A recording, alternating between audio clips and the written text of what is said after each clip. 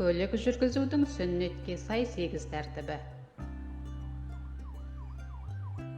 Бәріңізге сәлем.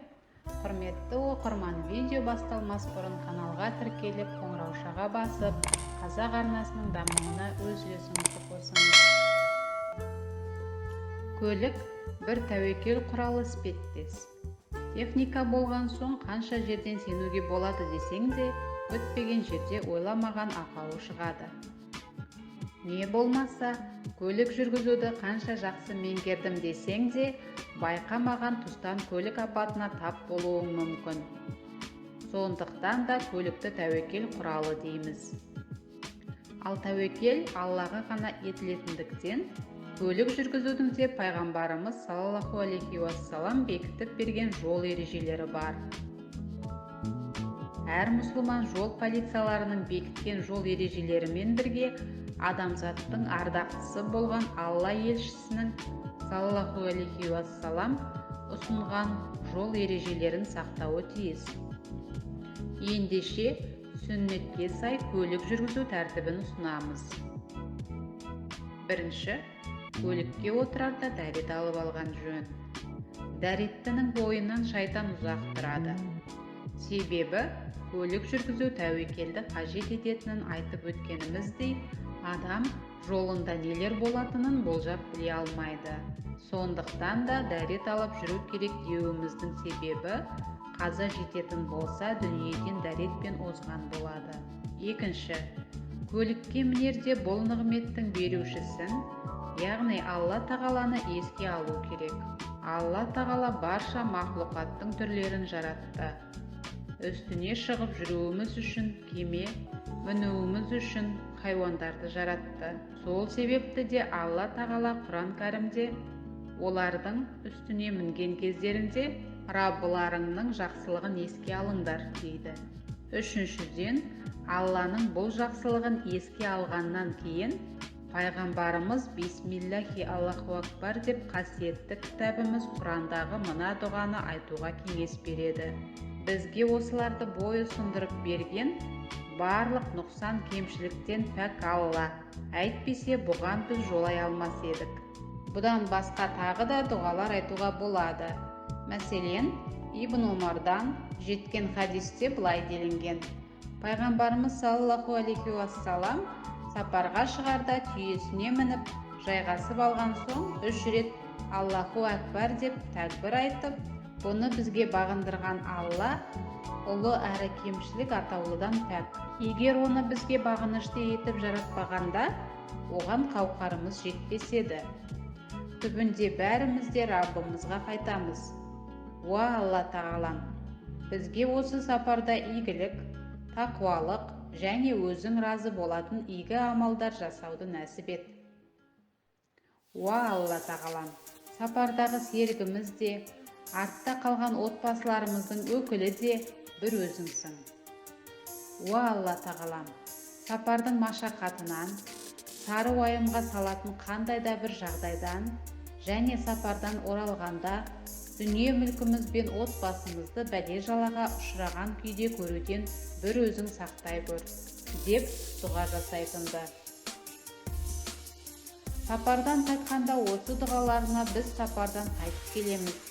Раббымыздың алдында тәубеге келіп, құлшылық етіп, мадақ айтып келеміз деген мадақ сөздерін қоса айтатын.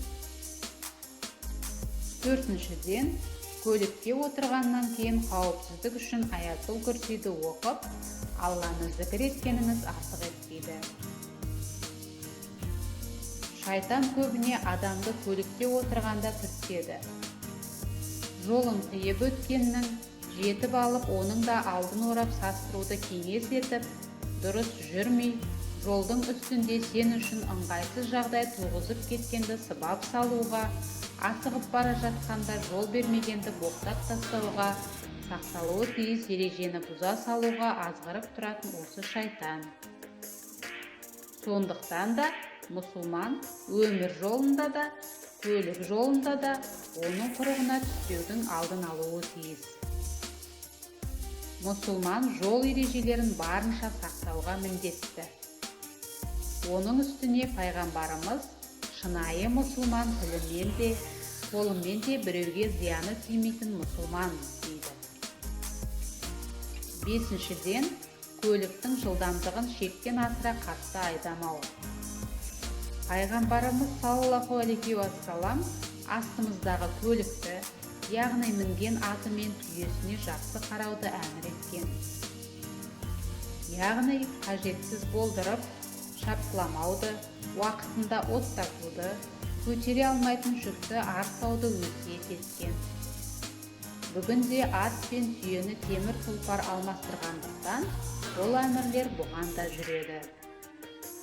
Былайша айтқанда, пайғамбарымыз саллаллаху алейхи уассалам көліктің шектен тыс жылдамдығын арттырмауды, дер кезінде майын құйып, құрал сайманын ауыстырып тұруды, кір болса жууды, рұқсат етілген салмақтан артық салмақ салмауды, ережеде белгіленген жолаушыдан артық жолаушы алмауды әмір еткен деп біліңіз. Алтыншыдан, көлік сүрінгенде бисмилля деу. Бірде-бір сахаба есегімен келе жатып, үстінен ауып құлап қалады да, көзі құрығыр шайтан деп шайтанды қарғап салады. Мұны естіп қалған Алла елшісі бұрылып, шайтанды сөкпе. Егер шайтанды сөгетін болсаң, шайтан үйдей дәуге айналып, мен адамды жеңдім деп масаттанады. Оның орнына бисмилля деп айт. Ол сөзден шайтан шыбындай болғанша кішірейе береді, дейді. Сондықтан да көлігіңіз сүрінгенде, жолда жүріп бара жатып қандай да бір ақаулығы туындаса, бисмилля деуді ұмытпаңыз. Жетіншіден, көлікте асықпау. Көптеген жол көлік апаттары жүргізушінің асығуынан болып жатады. Пайғамбарымыз асығыстық шайтаннан, сабыр Алладан дейді. Қазақ асыққан шайтанның ісі дейді.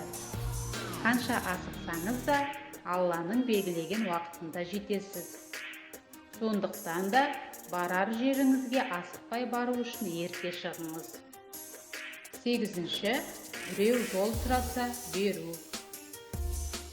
Немесе қандай да бір өтініш қылса, шама келгенше жәрдемдесу.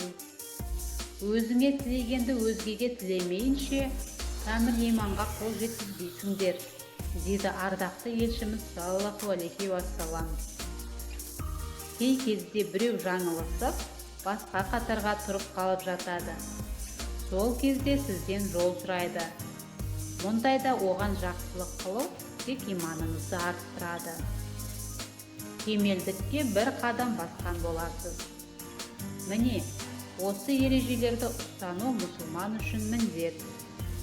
Басымызға келетін бәленің көбі өзіміздің жол ережелерін сақтамауымыздан. Оны Алла тағалада қасиетті Құранда айтады. Бастарыңа келген бәле жала өз қолдарыңмен істегендеріңнің кесірінен. Немесе басыңа келген жамандық өзіңнен. Құрметті оқырмандар, жортқанда жолдарыңыз болсын.